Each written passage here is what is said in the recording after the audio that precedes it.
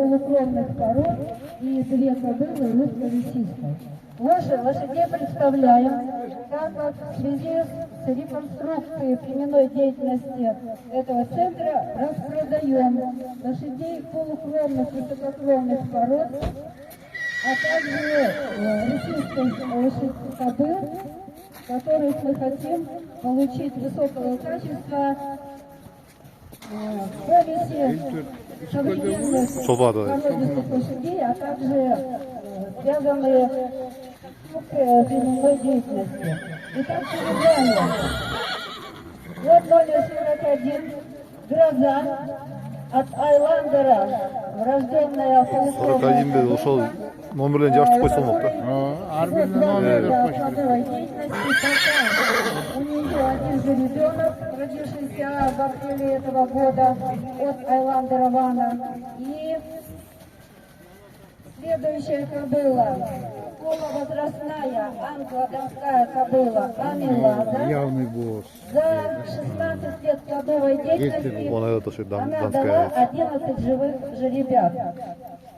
Полукровная кобыла Фабрика, рожденная от Диогена, которая используется 4 года в племенной деятельности, но после использования ее на скачках на длинных дистанциях русского лисийского жеребца, патрон, которого вы знаете, при 104 стартах выиграла 96 автомашин. Это его дочь, рожденная от матери, которая здесь представлена, проказницы. Она использовалась в племенной деятельности всего 2 года. После использования в забегах она стоит в производящем составе всего 7 жаш жолго экен, 100 000. Патрон. 110 000 сом. Тоғыз 150 000 болады.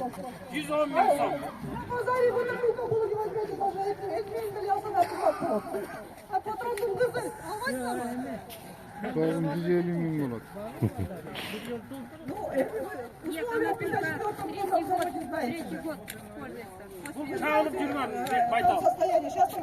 110 000 сом. Базарда да мындай ала албайсың.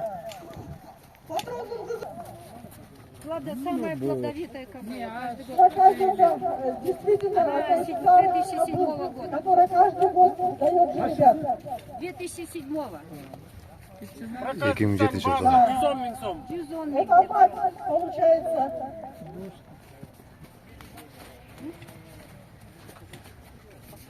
Мать попугая, получается. Посмотрите, несмотря на свой возраст, как она хорошо выглядит.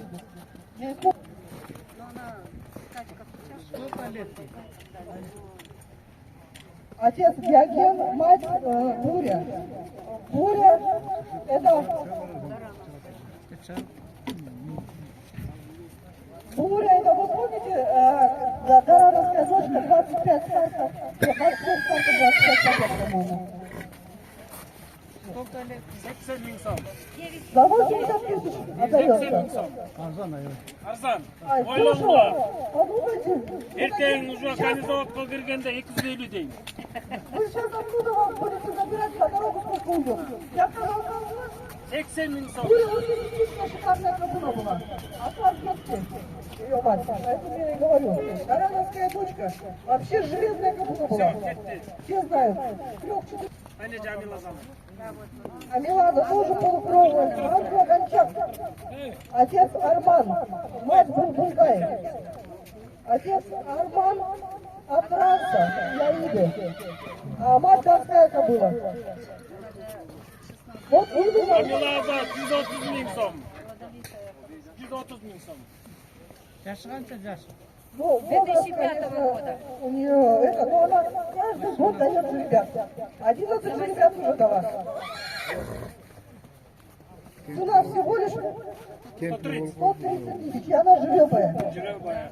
İçindeler 3000 dolar kullanacaklar. Ойлоңула. От Рубина. İçindeki kulun 3000 dolar. Атасы ким болуп калды?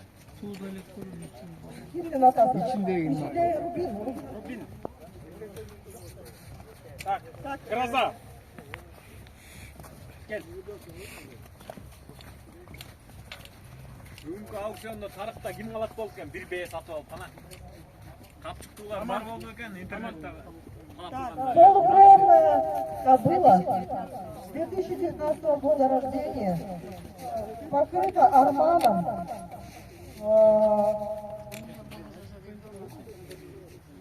Но, к сожалению, из-за того, что был развал в 2004 году, он наводил долгое время, происхождение недостоверно.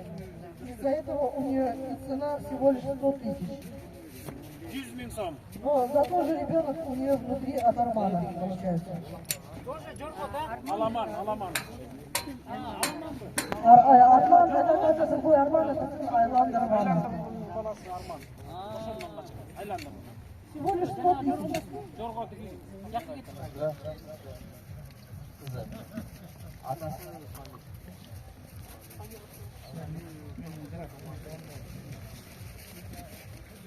Так, ты знаешь, 1,5 года, да? 1,5 года, обрушки. Она скакала, не скакала в этом году? А, это жеребец, да, у нас? Жеребец, он не скакал, да?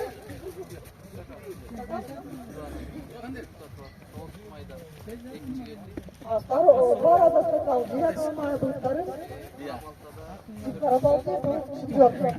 Уже на начале скакал, ножку целые. 200 тысяч цена. 200 тысяч цена за жеребца, который уже проскакал, уже работу видел. Разница выставки. Посмотрите, какая красавица. Тяжко, да? У нее вообще там шикарная. У нее там и трон-ру, и раф, и автол, и гусляр, и зафоник, и завин, автол, еще раз. 1,5 yaş. 5000 долларов. Цена какая? Ну, кого стоит? Участница выставки. 5000 долларов. Не так уж и много для такой красавицы. Проведи еще раз ее, чтобы люди увидели хорошо. Мне кажется, мало кто вот таких выращивает таких красавиц, да? 1,5 года всего лишь. 1,5 года на весну 2 года. Да, 5000 долларов. Kayaktan geldi oğlum. Здесь рожденная она. Всего лишь 1,5 года.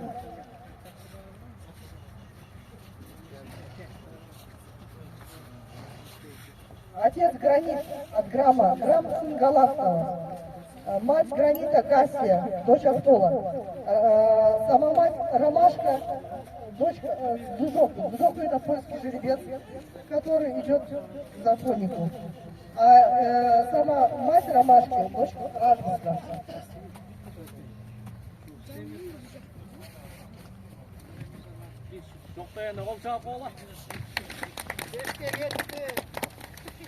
Bir yarım yaş aldığınızda da Kemid rayonunun Çumurgon ayından çarpıya 4,5 bin dolar turuyor çatındaki. Стартовая цена 4,5 тысячи долларов. Есть желающие покупать. Қолыңыздағы көтеріп қойсаңыздар болады.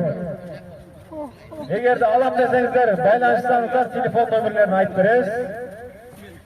Аны жетілеп баратқан Байхан Қазақстанда bir nese жолы байге бағындырған жігітті. 1,5 жашы. Немецкий селекция dedi. Антонио Вивале, Мантурка. Атасы. Торпедо Разборкен, мать.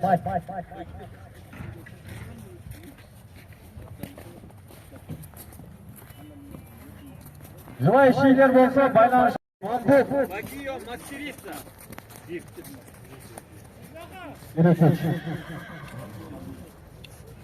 Мамбук Багио мастерица, отец Акбайфак Манкантур. Станция Ивановкада, сентябрда Гладкийден birinci келген, Ауамандан екінші olған. Шауыштары бар мұның. Басы 4 bin dolar. Telefon nömerleri 771 17 92 80. Выставкадан өткөндө биринчини алган экен бул дагы.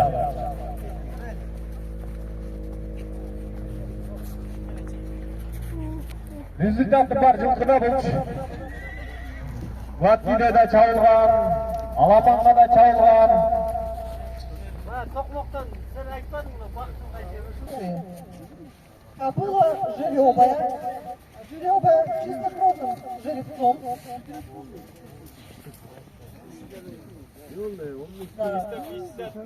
Она рождена в России, но она французской селекции. Сейчас хозяин хорошо расскажет, а то у нас все документы правных есть. Салам алейкум. Бул Нугатин неверенди, Бустаров, индивидуальный. Иня Дормана, французский иня. İçinde Rast'ın neveresinden koyulgan da. Rast'ın neveresinden koyulgan. Budan var. Razı işleyelim insan. Dokumenti var. Bir etmiş buluşu. 5 yıl açık. Telefon sayt koysanız. Telefonunuz da. 0779 29 99 26. Dokumenti ne ya? Telefon numara. 07 8 04 38 62. Dokumenti var. Daha başka bolgan saygın var. Şamatası. Özü çempiyon России. Екі қарындашы. Поэзиялық өкөтен bir tuğan aygır bir elden rekordist России. Biz bunu 8 yıl faydalandık hazır. Baldarımızdan көп болып ketті. Şunun için işaret atıyoruz. Alt şol olsa veriyoruz. Ol olsa равноценный almaşkan aygır olsa rızak karap veriyoruz. Ası 450 milyon. Polşaolar. Öz çempiyon России. Результаты екі емес балдар жақсы жатады, енді просто көп болып кетті балдар. Седьмого года.